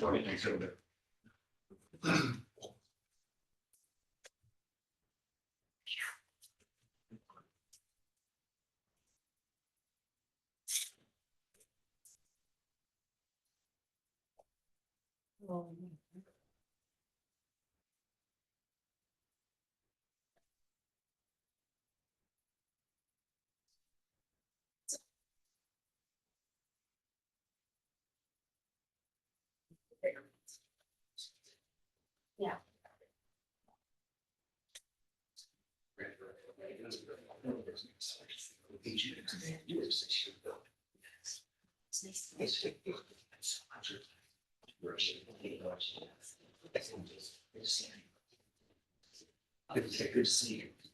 It's good to see you. Thank you. See you. You guys are great. Like a receiving. I'm sorry for being.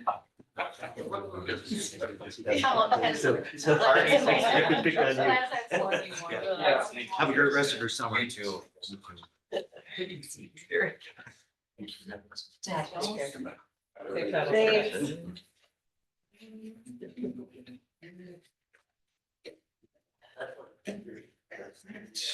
Now on to the action items. Closing of community 4K at Rockbridge. Okay, well, my computer not logged out, so I'm trying to log back in, but I can do this from off memory. So we had mentioned to the board a couple months ago that we were not going to enter into a new lease agreement a new agreement with the community 4K, Bethlehem Lutheran Academy out at Rockbridge. Pastor Dan and his wife have since moved away. Pastor Dan was an instigator of trying to get a school at Rockbridge. His wife Amanda was the teacher out at Rockbridge. They didn't get the results that they were hoping for in terms of number of students to enroll in that, and then they have since moved out of the area. And so with that, we have, jointly decided to not continue that endeavor. However, we have to legally, with the DPI, have board approval in order to actually close the school. So while you're aware of this, and you can see the joint statement that was put out a couple of months ago, that's why it's coming to the board now, because the board has to take official action on officially closing the community 4K school in Rockbridge. Questions on that? Loaded back up now, so I think I hit everything.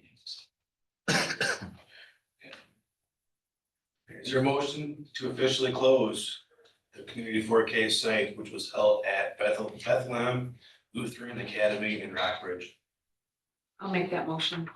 Motion made by Ms. Troxel. Your second. Second. And Mr. Bailey, discussion? Mr. Bailey? Aye. Aye. Aye. Aye. RCHS student handbook revision, ECCP and weighted courses. Okay, this, along with the next agenda item, both were at our last board meeting for information and discussion. You've had an opportunity to digest it a little bit. This handbook revision centering around ECCP, which are dual credit courses where a student can take a course in our high school, but it also counts as college credit, ECCP and dual credit courses. Currently, they're both weighted, which means that they're on a 5-point scale, similar to advanced placement courses. This was at the curriculum and policy committees. Both recommended to move forward. Again, this is for action tonight. In summary, there in blue, this would remove the weighted scale from ECCP and dual credit courses and just leave it for AP. So it'll be on a traditional 4-point scale. Regarding AP courses, advanced placement courses, it would require students to take the exam at the end of the course, and it would require the students to receive at least a 2 out of 5 on the AP exam in order to be awarded the weighted grade. Okay, so that's in summary kind of what this policy is. Again, you saw it last week, and happy to try to answer any questions if something has come up. But high school admin, do you have anything to add since Dr. Johnson's not here? I think just pointing out that ECC courses and dual credit courses taken outside of the building. In the past, we found some students veering away from our pathways that our teachers have been working really hard to create in our PLC time. So if a student is taking one of these courses, it'll be transferred back as an elective course. And that has not always been the practice in the past. Thank you. And again, this did come at a recommendation of the curriculum and policy, so if they have anything to add as well, turn it back over to Mr. Leon. Is there a motion to accept the recommendations from the curriculum and policy committees and approve the RCHS student handbook revisions as presented for 2025-26? I'll make that motion. Motion made by Mrs. Sharp. I'll second it. Any discussion? Mrs. Sharp? Aye. Aye. Aye. On to the RCHS student handbook revision, personal communication devices. Similarly, the board saw this at their last meeting, had an opportunity to adjust it. Again, much of the research that administration has done, mostly from the book, The Anxious Generation by Jonathan Haidt. Of course, that's a research-based book, so hundreds of references in it. But research is continuing to show that students who have continual access to devices, or if they're limited in their access to devices, tend to do better in school, tend to have improved mental health, and to have less bullying taking place, and actually improves emergency situations. So those were the four things that I had mentioned before. High school admin, again, I'll turn this back over to you. Any updates that you have from the last board meeting, anything else that you want to share that I have not drawn out this list to tonight? Yep, just a couple things real quick to point out. So there's a memo in the agenda for tonight, and we wrote that on Friday. Those stats are still the same. So we have been blown away with the overwhelming support that our community has reached out and provided to us over this possible change. So we're very encouraged about that. But there have been some community members that have reached out and with questions and or saying that they wish to not go toward the change. Those stats I mentioned, that 3 families have reached out, probably opposed to the possible change, and probably upwards of 40, whether informally or formally in the form of email, have reached out in support of it. So a couple of the concerns that the families had were getting in contact with children during the school day.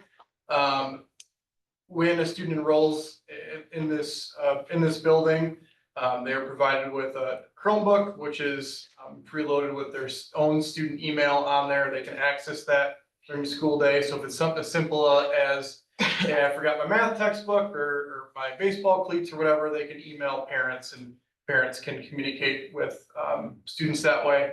If it's something more pressing, more time sensitive, during passing time, even during class, they can ask to come use the phone in the front office. We have a phone specifically in the front office for students to use. Emergencies was another concern. Research is continuing to show that students having access to phones during school day in the event of emergency, it creates a lot of misinformation with communicating home to parents and families. We actually saw this firsthand.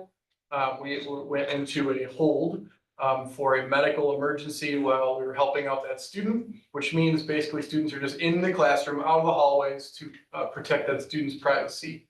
It happened during a lunch period. So a lot of students were moved into the gym from the cafeteria. They still hung out in there. Their business as usual, just moved to that location. During that time, students were on their phone, texting home, calling home, saying we're in lockdown. And we had panicked parents calling us, emailing us, messaging us, saying what's going on, why is the high school in lockdown? So that was inaccurate information that was spread just by students having their phones during the school day, as well as in the event of an actual emergency. Research is showing that students all being on cell phones, all trying to communicate, jams up cell towers.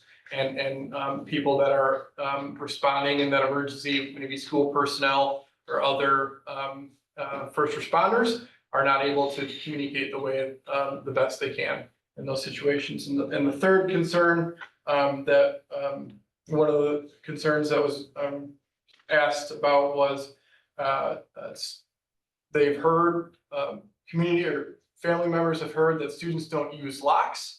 Okay, so they're concerned about theft in the building. We have very minimal theft in this building as is, but locks can be purchased in the front office for $5. Once a student sets their lock, they keep it forever.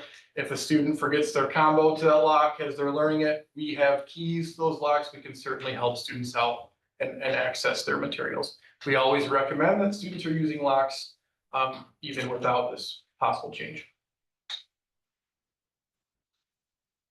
Thank you. Any questions from the board? I have a couple. I think the last time that you guys had talked, you had said that you had met with student council and they had some concerns or questions. I just wondered, did those get answered as far as your meeting with them? My second question is, the kids that take the college courses and they get it, through their phones, have you set up like a time where they could like go to the library or how will they get those, that information if it comes through on their phone? Has Yep. that been? Maybe piggyback off that, I think some of the students need their phones for authentication to be able to log in. Yeah. Yep, that's both great questions. Student council has had their questions answered. I think we answered them all in that meeting. I don't think there were any separate follow-up questions that we received. No, they more just listened. We just let them know what we were proposing. The question I recall is, how are you gonna enforce this? And so we've met, we've made a plan, how we're gonna communicate this out with students because they're not used to it. And we'll have a meeting with students right away at the first day of school. We typically do that just to talk about things we need to highlight. So we do have a plan to ensure that it is enforced and everybody's on board along with the staff. Yep, and then the second question there, that exact same question, we understand that may be a concern. We've sent an email to our IT department and they are currently researching ways on how to get around students having their cell phones to multi-factor authenticate in different programs. It may come down to us calling the different colleges or universities, explain the situation. This is probably not a situation that is unique to us. So what I imagine is happening is different colleges or universities are exploring, as well as these programs are exploring ways to avoid phone use to authenticate. So our IT department is looking in to see if Chromebooks have that capacity as we speak. Not right now, probably tomorrow morning. Okay, thank you.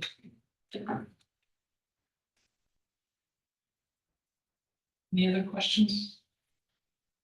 I know one concern that was brought up was the lead by example, that when teachers are on their phones, how is that being communicated and addressed with our staff? Yeah, great question. We understand that there may be a need from time to time for staff to be on their phone, but for professional use, right? We're gonna lead by example. Unfortunately, I have to carry 2 phones during the school day. It's not ideal. But it's the world that I live in terms of, overseeing and helping manage this building, right? There are things that come up, emergent situations that people need to find me, whether I'm in a classroom observing, whether I'm handling discipline issue or whatever it is, that contact needs to be quick. As well as staff members, if there is an emergent situation and we use different apps to get a hold of our staff, those email, they might not always be in their physical classroom. So they might have their phones on them.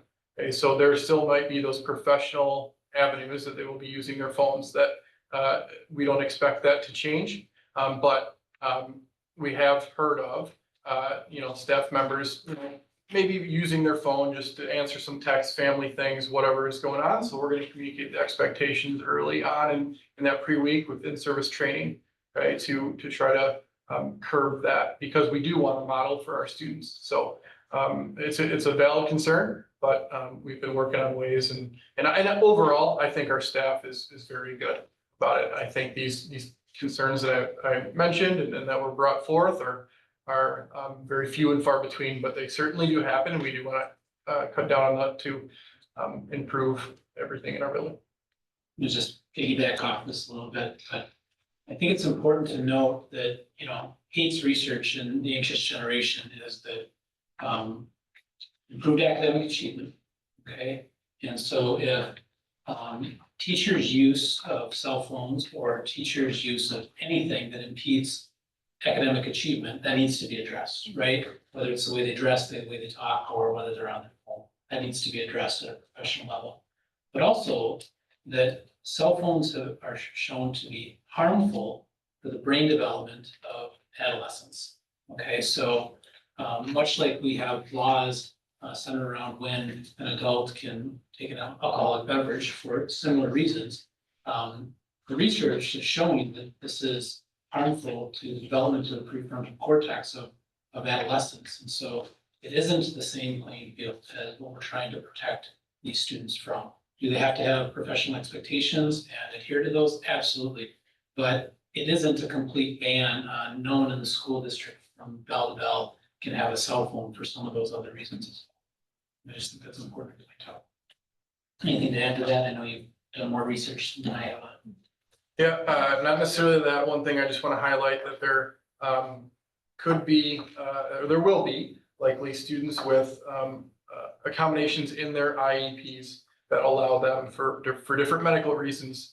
Once it's documented and on file and with our school nurse, she will approve those. It's a very small percentage of students, probably less than 3 individuals, but I just want to put that out there that we're very aware that those students will need those accommodations and fully support them having their cell phones because of medical reasons. Yeah, a lot of those would be like continuous glucose monitoring, those kinds of things, alerts that would come through. Anything else from board members? Thank you. Ms. Trumbull. Is there a motion to accept the recommendations from the curriculum and policy committees and approve the RCH student handbook revisions as presented for 2025-26? I'll make the motion. Is there a second? I'll second. Seconded by Mr. Sharp. Discussion? Aye. Aye. Aye. Aye. Just want to say thank you to everybody who did the research and spending the time getting all the information and data from the families and the students. Great job. Now, the interview and appointment of board member for area number 3. Okay, so in early June, we had a board member resign. I originally had in the memo that it was Robin Dickman. That position has since been filled. The resignation on June 9th was from Lee Van Landijk for Area 1 East. The board then subsequently approved a timeline. That deadline for applicants to apply was last Friday. That deadline is since gone. We've had one applicant apply for that position. They meet the criteria that they need to be met. After, so this first part of this is the interviews, okay, of the board members. Again, we have one, Tiffany Thompson is here tonight. Board members should have paper copies of the interview questions that we will ask. And then the second part of the agenda item is after the interviews are done, the board essentially will have 2 options. They could, one, postpone, possibly in an effort to get additional candidates, or they could proceed and they could take a vote stating the candidates that they are choosing. Okay, it's not necessarily a motion, it's choosing the candidate and giving back one. And then if the majority of the, if one candidate gets the majority of the votes, then they would be appointed to the board and we would move from there.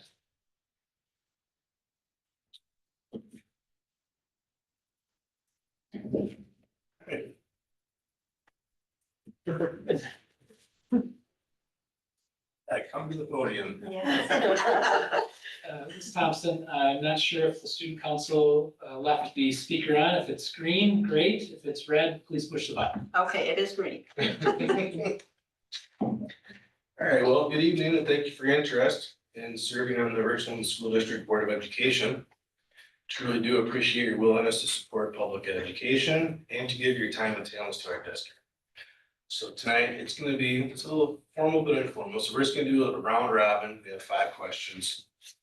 I'll start with the first one and then I'll go on to Mr. Bailey, Mrs. Sharp, Ms. Troxel, and then back to me. So basically, as we ask a question, just invite you to answer it, thoughtfully and concisely as you can. Okay. All right, so question 1 is, please tell us about yourself. as we'd like to learn more about your background, interests, and your connection to the Richland community. Okay. I went to school here in the Richland School District. And in high school, I was active with a lot of the committees and stuff through the high school. After that, I became a dental assistant. So I've been a dental assistant in this community for 31 years. Along with that, I have furthered my career with different things where I have become an OSHA instructor. So I take care of like bloodborne pathogens and all of that stuff within the dental community and hospital settings. I also have become a CPR instructor, so I can certify people in CPR, just different things like that that I've been interested in. I am also currently on the Richland Township Board. So I am a board member there. I'm a supervisor with.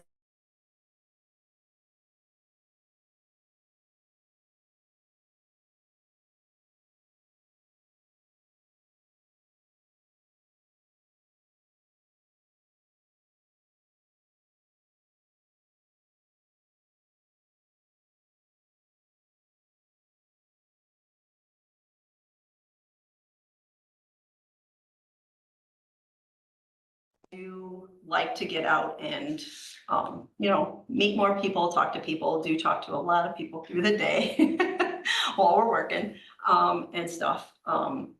But that's just a little bit about myself. So serving on the Board of Education requires time, dedication, and commitment to students in the community. Why are you interested in this position, and do you see this as a long-term commitment? Yes, I do see it as a long-term commitment. It's something I have always been interested in. So when I heard that the position was open, I applied for it. Also with the time, the timing of it right now is I feel good because I've always been interested in it. But obviously my kids were littler, so I couldn't involve all the time that I needed to put into it, where now my son has graduated. And he's going to be leaving to go into the military. And so my daughter, obviously, she's 15. She's going for her license here pretty soon. So she's more independent with that. And so I do feel I have more time that, yes, I can devote to education and kids. And I feel that that's a very important aspect with the three that were here, the different things they were saying about, kids is the important role. I loved everything they had to say with it. So, yeah. Thank you. Mhm. You talked a little bit about your experiences, but this question asks a little variety of that. So what experiences do you have that would help you serve effectively as a school board member? And then the second part of that is, this may include professional background, volunteer service, prior board involvement, which you mentioned already, some of those things. Yes, so I am on several boards. There's a dental company also too that I am a volunteer board member on, where they bring out new products and we test out new products and we give them their input back on that. And so I am a volunteer on that board. Like I said, with the National Dental Assistants Board that I'm on, we create tests for the dental assistants that want to become certified, and we, take the curriculum that they need to look at to what they need to do to become a certified dental assistant. And so being that I've been doing it for 31 years, you have a very good aspect of, okay, yeah, you don't need to teach them this anymore. This is obsolete. This is where the dental field's going. This is what they need to learn. Different things that are coming into the dental field, we look at, is this a good aspect? Is this a bad aspect? Just different things like that, trying to rule that in and out of stuff. Township board. That's a big one right now. As a community, I would love to see everybody working together. In order to achieve a goal, everyone has to work together.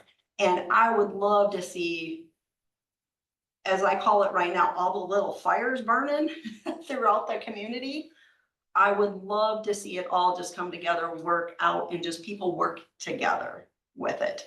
And so with our township board right now, with all of that, managing all of that, that's a big thing. And actually, some of the things that they had mentioned in the aligning yourselves and stuff, I've actually taken back to our board. And I said, you know, guys, this is how we have to operate. If we're gonna achieve a goal, we need to work together. So hopefully that answers your questions. Hi. Hi. My question is, how would you handle a situation where your personal beliefs differ from the majority view of the board or of the community? I guess how I look at that is you have to take everything into consideration. I can't come with my own agenda. Okay, that's how I feel, especially with the board that I'm on for the township. I can't come with, oh, I have an agenda, I want this done. Can't do that. You have to go with what is for the township, what is best for the township. You don't look at one individual or two individuals. You have to look at what is for a whole, what's best for the group as a whole. So that's how I feel, as far as I can't bring my own personal belief into it, because that's not what's best as a whole. That might be what's best for me, but that's not what's best for a whole. So you have to take everyone's, you know, consideration into everything. Thank you. Yep. Me again. What unique strengths, perspectives, or qualities would you bring to the board? I would like to think that I would be an asset to the board, you know, as far as just helping bridge, like one of the things they had mentioned about the community to the board. I would like to think that I would be more than willing to go out. And of course, obviously being on the township board, meeting with the city assessor, or the city administrator. Okay, that's not a problem. I already know who they are. You know, just different things like bridging that community gap with the board. I would like to think that I would be an asset to the board and definitely not a hindrance. Very open to discussion. And I feel like definitely you have to be approachable. So if, like they said, holding yourself accountable. So if somebody wants to come to me and say, hey, I think you could improve on something like you just did or whatever, I would like to think that I'm approachable. I've always said in different aspects, especially being an OSHA instructor, when you come in and you walk through a place and you have to tell them, hey, look, you've got to come up on here or you've got to change this. I always want to come across as approachable. So if anyone has questions or anyone wants to come to me, they can come to me, they can talk to me, and I will talk back with them. It's not going to get into a heated discussion, so to speak, that I'm a very approachable person. Thank you. Mhm.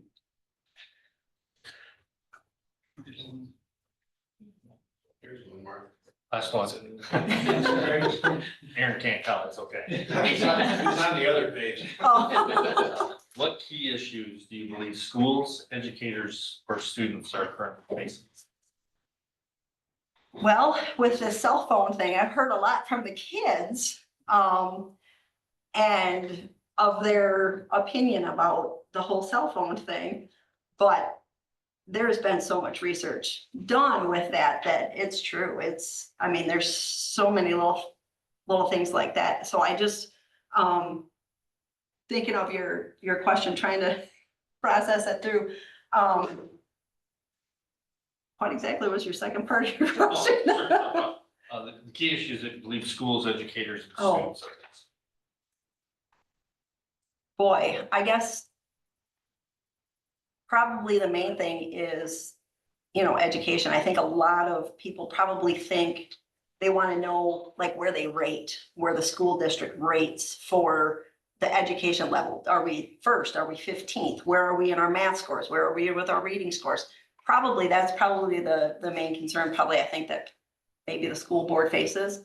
Of course, I don't know all of them, willing to learn and take it all in. to make more of an educated, answer on that. But, I would guess that's probably what you guys face as far as for the key points for the school. Thank you. Yep.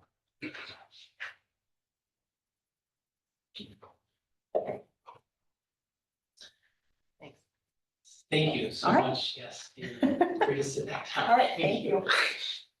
Okay, so as I mentioned earlier, the board has just especially two choices, the make a motion to postpone and that agenda goes through, or to take a vote and select who they would like to see appointed to fill vacant area 3D. And then over to the board president for direction.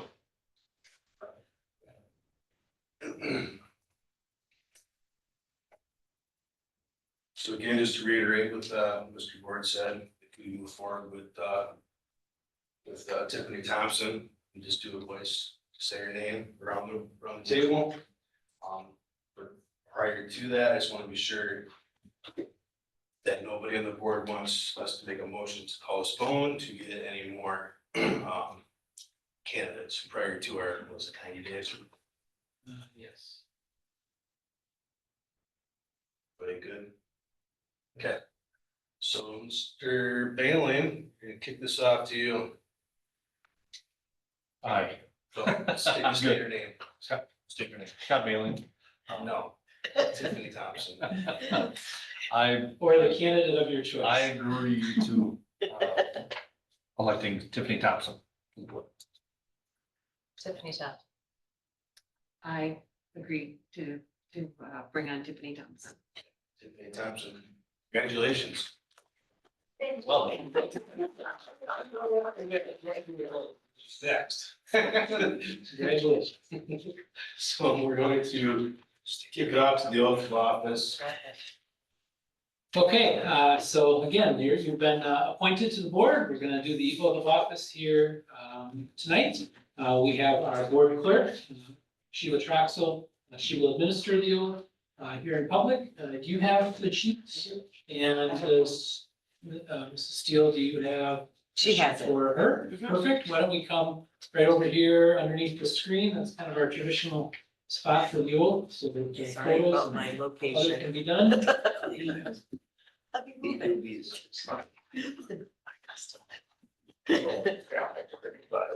Everybody's so shy. oh, no, it's all up.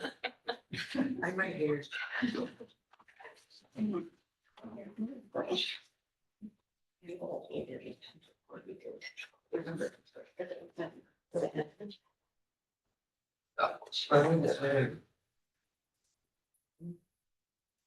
Yeah.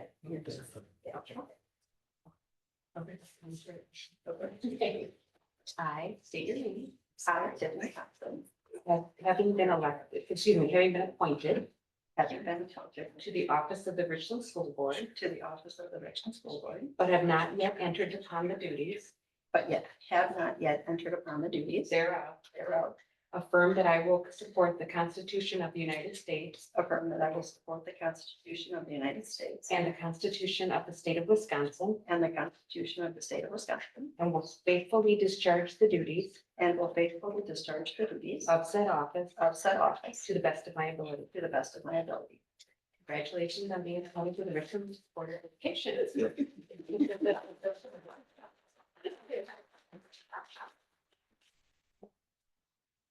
Congratulations once again. Yes, congratulations. Right. Is there a motion to adjourn?